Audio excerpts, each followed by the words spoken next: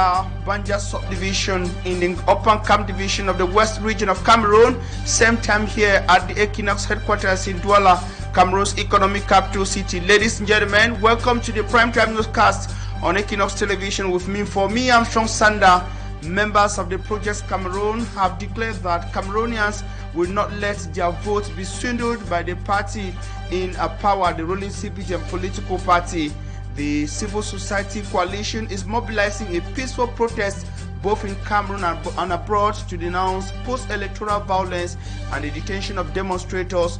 Former government minister Michel Ngwen adds his voice, urging Cameroonian authorities to stop treating citizens condescendingly and at living conditions. And details will be coming in this edition of the news, but also in this newscast we shall be telling you in sports that the Leopards of the Democratic Republic of Congo are gunning to write history and book a spot at the next year's FIFA World Cup, facing Cameroon's indomitable Lions on Thursday, November the 13th, 2025. They insist that the Lions will clip their wings under the head coach Sébastien Desabre. This and more will be yours in this edition of the news.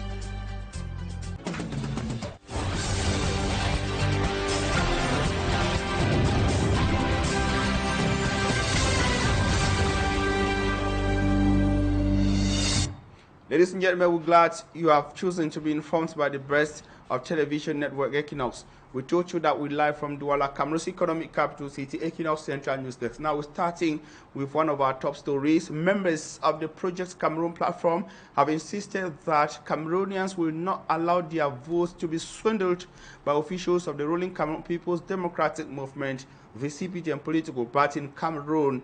The civil society platform is planning a peaceful protest demonstration for Cameroonians both at home and abroad to denounce what they say is post-election violence and the detention of protesters across the nation.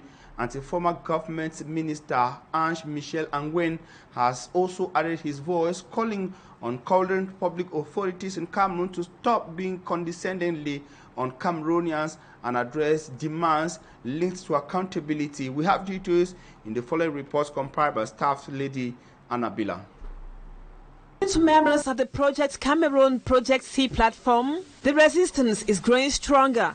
Eric Chinje and his team believe despite the bloody post-electoral crisis that left many civilians dead and hundreds arrested, Cameroonians at home and abroad still refuse to accept President Paul Biya's victory even after the swearing-in ceremony. Project C coordinators say all is not over yet, though the next phase of the resistance will be peaceful or pacific. They plan on organizing a pacific protest at home and in the diaspora, plus discussions on why Paul Biya's oath-taking ceremony means very little to Cameroonians. Martyrs, better still those who died in the post-election protest, be it in Douala, Garoua, Bafang or in other parts of the country, and also detainees, will be duly honored.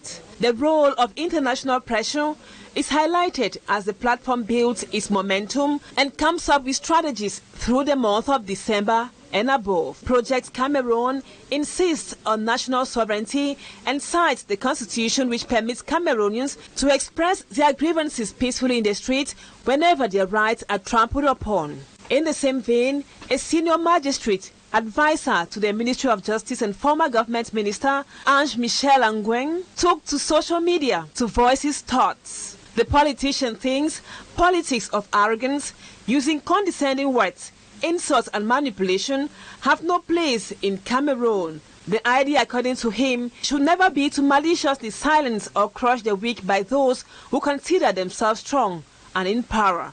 Michel Ngwen adds that opposition figures should as well be given not only a voice to express themselves, but also a place in rebuilding the nation while instilling trust among Cameroonians. He goes further to say Paul Biya needs open-minded people around him and not those who further cloud or narrow the president's memory and dissuade him from ensuring that Cameroonians live in peace. And the unstable political atmosphere in Cameroon is leaving no sector untouched. Cameroonian teachers under the trade union SECA have strongly condemned the arrests of their colleagues during the post-electoral unrest across the National Triangle. The teachers call for their immediate release, and what they say that there should be adequate measures taken. They say that if these measures are not taken to ensure a safe learning and teaching environment, especially for teachers, the teachers across Cameroon will go on an indefinite strike action beginning 17th of November 2025. Details with Mala Glory. Cameroon Teachers Trade Union for Africa, SECA, in a recent release, condemns the arrests of Toso Jackson, Asoa Etoga Roland, Teacher Florence and Professor Abaoyono, who are still in detention, despite a letter addressed to the Prime Minister and several communiques pleading for their release. Ces enseignants ont été enlevés. In a phone audio, the Secretary General of SECA said that the teachers were arrested by unidentified individuals in an ungodly hour and transported under inhumane conditions. Le gouvernement avait légalisé ces méthodes souvent utilisées par des kidnappeurs. SECA in the release highlighted that President Paul Biya's promised on February 10, 2013, saying he will open dialogue on teachers' grievances, including salaries, among others, has become a public mockery. Si le gouvernement s'intéresse encore à l'éducation de la jeunesse camerounaise, ces enseignants Ngefak Edward Azem thus call for the immediate release of their colleagues. Les menaces qui pèsent sur les autres doivent cesser immédiatement. The association, however, calls on teachers across the country to dress in black on Wednesday, November 12, 2025, to manifest their discontent and also to multiply calls on social media for the release of their colleagues, adding that the atmosphere of insecurity in the country, where some teachers are kidnapped amid threats, do not permit a favorable teaching environment.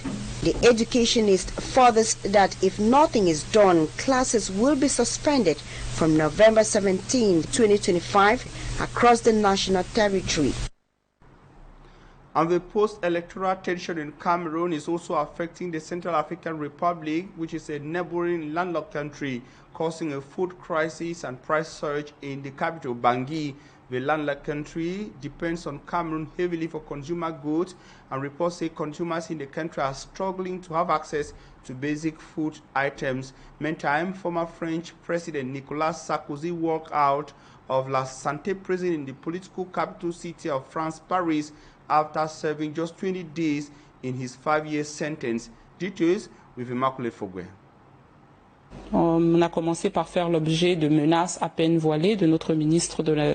Civil society leader and lawyer Michel Ndoki decries what she calls gross human rights violation and political persecution of persons expressing opinions contrary to that of the government. She has been forced into exile. Félix Nkongo Agborbala et moi, deux personnes qui avons dû, dans les jours qui viennent de s'écouler, partir en urgence pour ne pas risquer de disparition forcée. The legal mind says she was forced to flee by road through Chad, where she boarded a flight to Côte d'Ivoire. She tells this Ivorian television channel that when she was informed of plans to arrest her, she had no other option than to escape. Sur cette élection en particulier, je coordonnais au Cameroun des activités d'une organisation qui s'appelle les Bâtisseurs de la Nation. Notre posture était une posture et toujours une posture de neutralité et d'impartialité. Notre objectif, parce que c'est le peuple camerounais, les citoyens camerounais qui sont au cœur de notre action, était de connaître et de préserver la vérité. Nous avons gardé un goût un peu amer des dernières élections. On a pu établir qu'il y avait eu des fraudes massives, mais pas établir ce qu'était la vérité. Donc aujourd'hui, she highlights the struggle to establish the truth of the ballot box, the true results that came of the polling stations in the October 12 presidential election as a cause of the persecution. Though on exile, Michel Ndoki remains determined to press forward to the truth. Notre priorité demeure d'établir la vérité, d'être en mesure de dire aux Camerounais et au monde, voici ce qui s'est passé. That was rather a report on the prosecution of crackdowns on dissent across Cameroon. One of Cameroon's female legal minds, popular barrister Michelle Doki, who says she's run away from Cameroon after reports or after a tip of plans to get her arrested. She was speaking to an Ivorian television network. Now, we shall be coming back to a report done on just what effects the political climate in Cameroon is having on the neighboring Central African Republic. But time for us to talk the state of the city of Douala in our series of just how unhygienic most parts of the city look like. In the Douala 4 municipality, roads that were recently rehabilitated have quickly fallen into the state of disrepair. At Carrefour Rail and the nearby Antwe Matango, large potholes filled with stagnant water make circulation extremely difficult, while traders at the rail market sell in unhygienic conditions. Residents blame the poor drainage system, piles of garbage catered for by the local council, as well as delayed construction works on the part of the Douala 4 Council as the major reasons worsening the state of the roads and the disturbing nature of Bonaberry. Esie Lucy Liengu presents to us the poor state of the right roundabout, Antwe Matango and Sape roundabout, all of the Douala 4 in the following report. It is in this large pothole that looks like a swimming pool that vehicles and bikes now drive through. We are at the Rai roundabout, popularly known as Carrefour Rai, in the Douala 4 subdivision. Person wey dey walk on foot no fit pass peacefully, and then person too wey dey pass now bike if he easily fall. A section of the road recently rehabilitated has quickly degraded and is now covered by stagnant water. That the drainage is too small. So the drainage is supposed to be bigger than what it is, 3 times bigger even. Yeah, because they cannot direct the water somewhere else. At the Rai market, traders are forced to sell in unhygienic conditions. They display their goods in open areas exposed to airborne diseases. See water? A trader laments the difficult situation, adding to the fact that council workers still come to collect taxes despite the poor conditions. Why? I went to this. Removing the dirt from the gutter, from the grillage that is there. They were always removing it. If not, like this, water can make here even 1 month. Water can stand here like that for 1 month if we don't do it. Even now, we're from touching the place. That's why it's reducing. So that's our duty here. A bike rider suggests the road work should be redone and gutters installed for water flow and to reduce the stagnant pools. Il faut qu'on refait le travail. On met une rigole qui va porter l'eau ici et descendre là en bas. Away from the Rai runabout, another dangerous spot for road users is Antwe Matango, still in the Douala 4 subdivision. We not the fit for make anything for Antwe Matango. Antwe Matango, the smell. That's one smelling place I never ever seen for inside Douala. Here, the foul smell emanating from the heap of garbage mixed with dirty water makes the area almost uninhabitable. All man don't run Antwe Matango. All boutiques them for Antwe Matango, they lock. As a result of this, some business owners have abandoned the site for other locations due to the unbearable stench, which also discourages customers from buying. Mais nous sommes fatigués de recevoir. Traders say they are frustrated as tax agents continue to collect taxes. Regardez les boutiques de mon papa. Residents also complain about the health risks posed to them and their children. The water no, it don't give me all kinds sick. It is smell where no day. It's just so there for some forests where people they need live for day. With the situation deteriorating by the day, locals regret the absence of the hygiene and sanitation company responsible for waste collection. Parce qu'ils ont quand même peur de tomber dans la mare aussi et gâter leur voiture. They add that the road construction works announced months ago have yet to begin. Nous sommes fatigués d'attendre aussi le lancement de ces travaux. Though they hope that council authorities will eventually respond to their plight by sending another team of engineers to start the works. Je pense qui est en charge de refaire ces routes-là, voit comment amener les autres ingénieurs pour que cette route-là soit refaite. From Antwe Matango to Kaifu Sapeur, the situation remains the same. The road is made up of potholes and cracks, making movement dangerous and a nightmare for road users.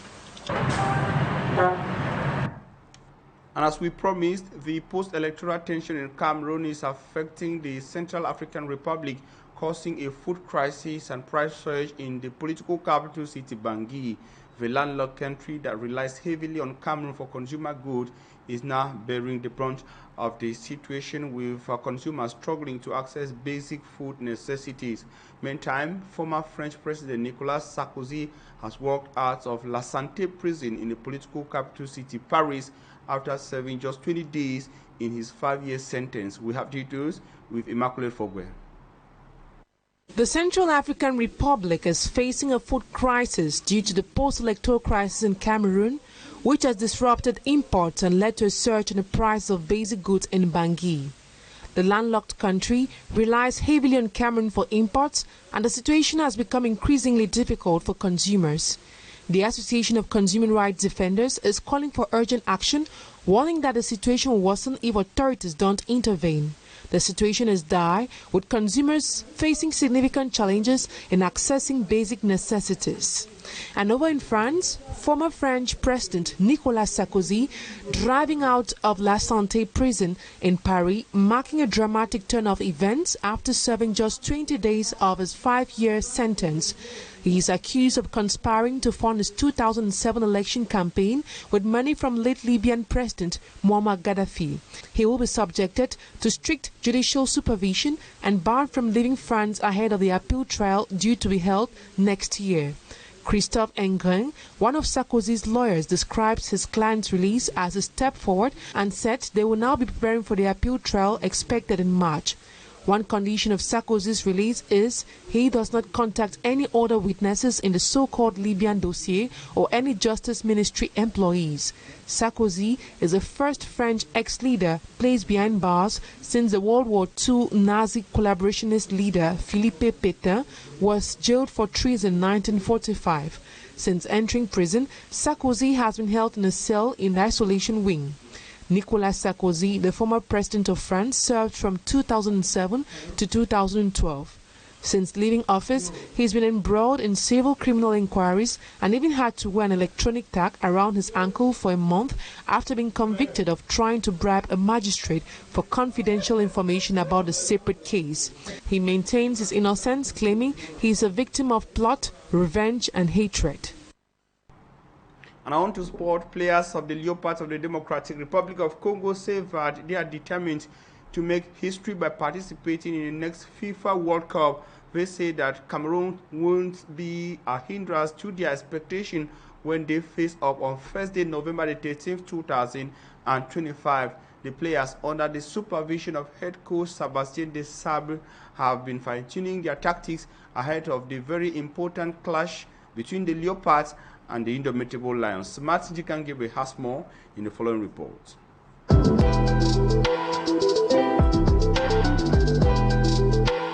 2 days already in their preparations in Morocco, the coach of the Leopards of the Democratic Republic of Congo, Sébastien Desabre, has kept on fine-tuning his tactics for the confrontation against the indomitable Lions of Cameroon. For the upcoming game, coach Sébastien Desabre invited a balanced team with experienced players like Cedric Bakambu and Chancel Mbemba, mixed with upcoming talents Nohas Sadiki and Nathaniel Mbuku. 3 new players in the likes of Matteo Epolo Luca of Standard Liège, Michel Ange Balikwisha of Celtic, and Mario Strofkens of Anderlecht were invited in the squad. The squad of the Leopard is now complete with all 25 selected players present in camp with no injury nor absentee reported for now. The coaching staff, led by Sébastien Desabre, has scheduled several group training sessions starting this Tuesday to fine-tune the team's preparations for the clash against Cameroon. The match against Cameroon constitutes the first phase of the playoffs for the African zone for the FIFA World Cup qualifiers. The Democratic Republic of Congo's last participation at the final round of a FIFA World Cup tournament was in 1974, when the tournament was hosted by West Germany. Thanks for staying with us. In the second, or throughout the first part of the news, coming up with talking points, stay with us.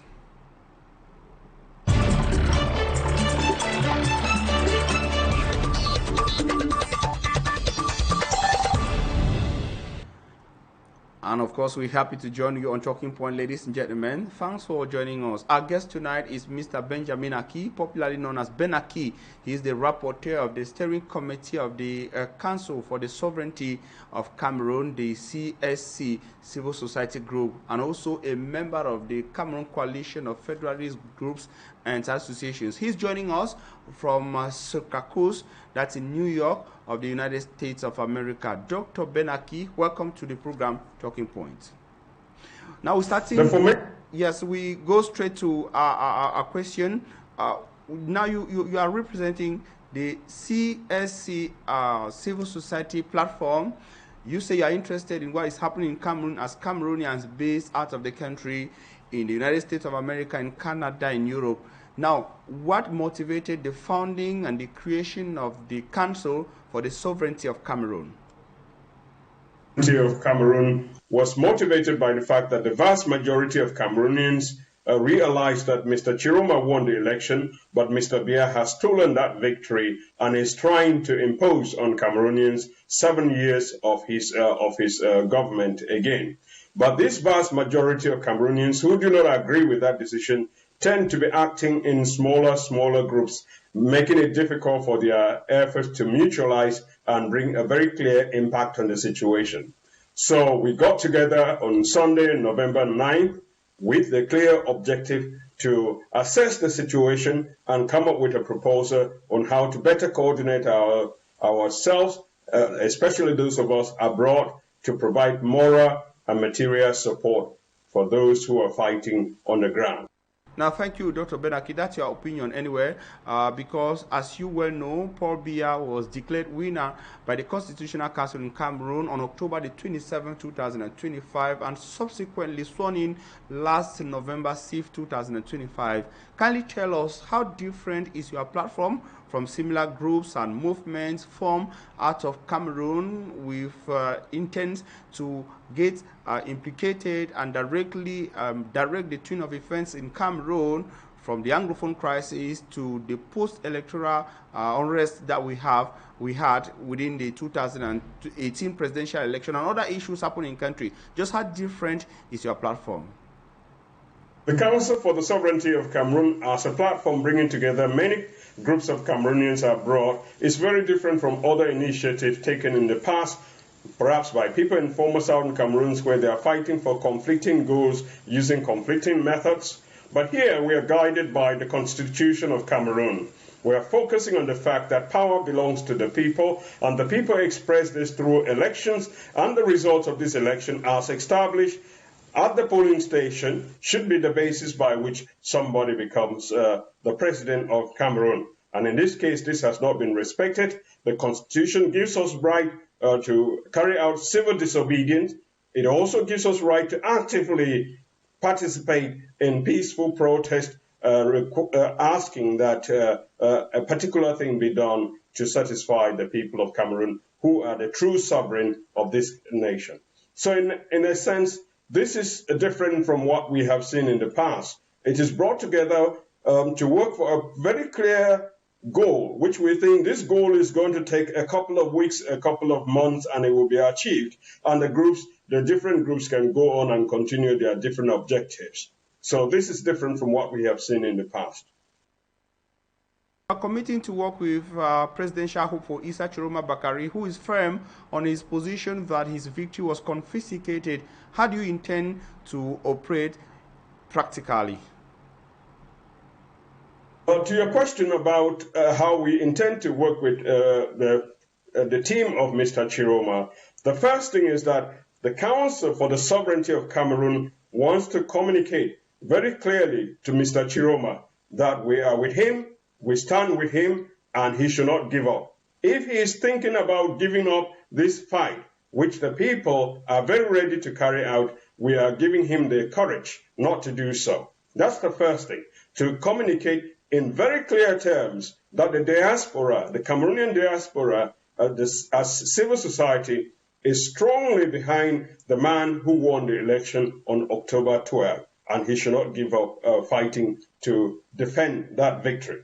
That's the first point. The second point is we want to be able to also provide suggestions to Mr. Chiroma's team, and we want to be told ahead of time what their end goal is, how they plan to go about to harvest this excitement and this enthusiasm that the people of Cameroon have to bring about change.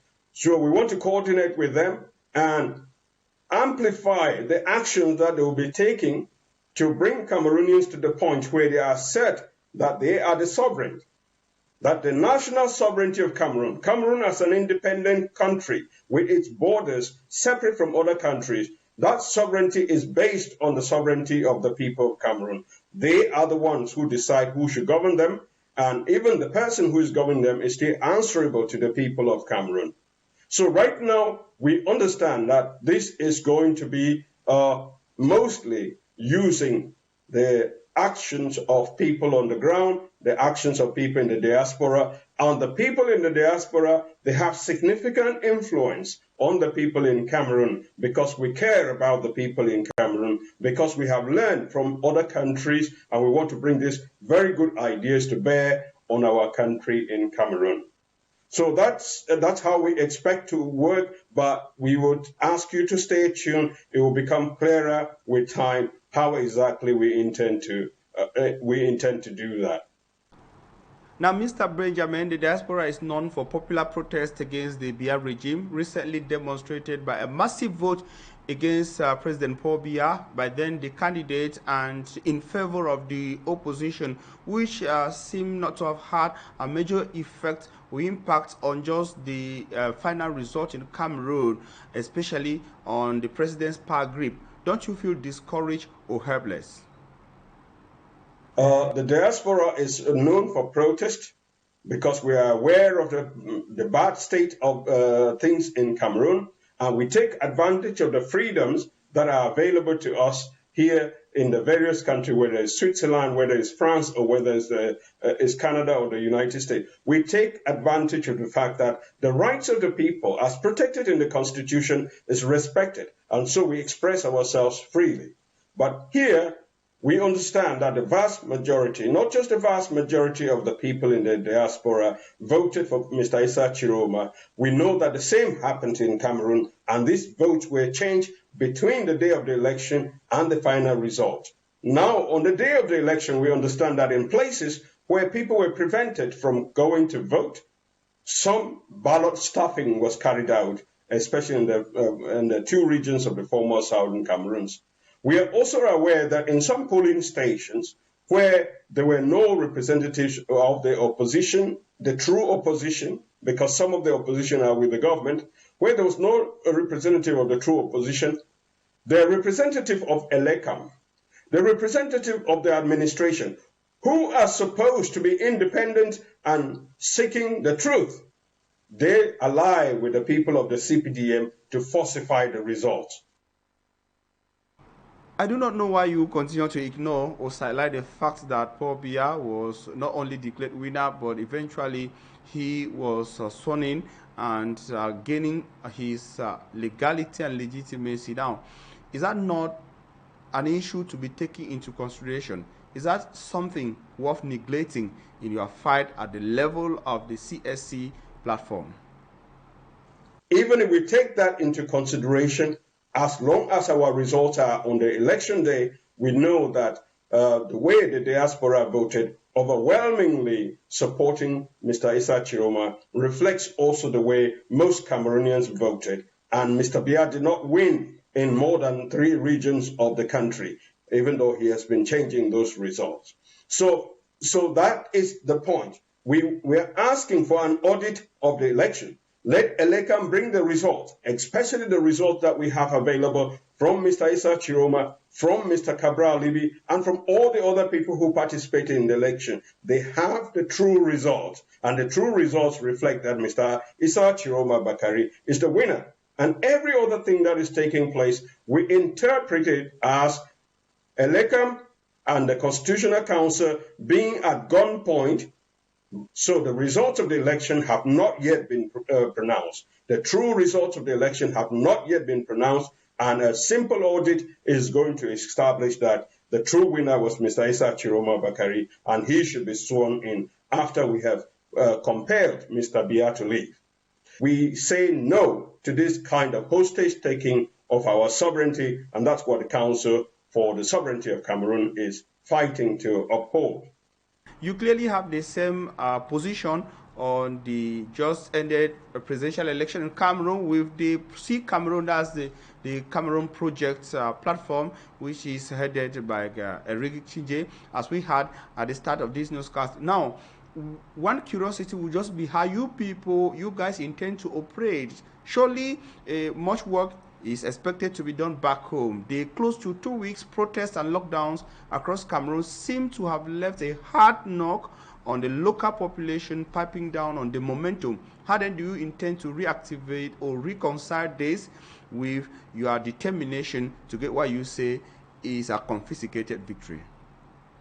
Are the people of Cameroon willing to fight with us? The answer is yes. We have been reading the temperature on the ground, and the people are willing. They are willing to sacrifice a couple of weeks, a couple of months, to make sure that we achieve the victory which is ours in this particular situation. They are willing to do that, because if they don't do that, they have 7 years to wait, 7 years of destruction with 3 presidents that are fighting one another. So we don't have time. We don't have these 7 years to offer. We are going to offer. The people of Cameroon understand that if the actions are well coordinated and the chance of success are high, they are willing to sacrifice for a couple of weeks, for a couple of months, to achieve the ultimate victory of getting rid of this regime. That is very important to take into account. It is not just this particular election. If we allow the clear victory of the people in support of Mr. Issa Chiroma Bakari to be stolen, we are making a statement that future elections have no meaning. And after Biya, Mr. Ngongo will formally instate himself as president, or Mr. Frank Biya will be instated as president for another 20, 30, 40 years. Cameroonians cannot afford to do that. And that is what the Council for the Sovereignty of Cameroon is standing up, saying that sovereignty belongs to the people of Cameroon. They have clearly expressed their sovereign will on the question of who should be president for the next 7 years, and that person is Mr. Issa Chiroma Bakari. We are going to fight to the end. We're going to provide our best as Cameroonians in the diaspora to make sure this happens. And now, thank you, Dr. Benaki. We're caught up by time there, but I just want to highlight that we've not had any official or formal indication that the personalities you've mentioned have interest in leading Cameroon or have plans to take over Cameroon within the mandate ongoing or just after the mandate. Now, ladies and gentlemen, that's all we had time for. Thank you for your keen attention. We urge you to stay in the company of interesting programs. Benaki joined us from the United States of America. See you tomorrow at the same time.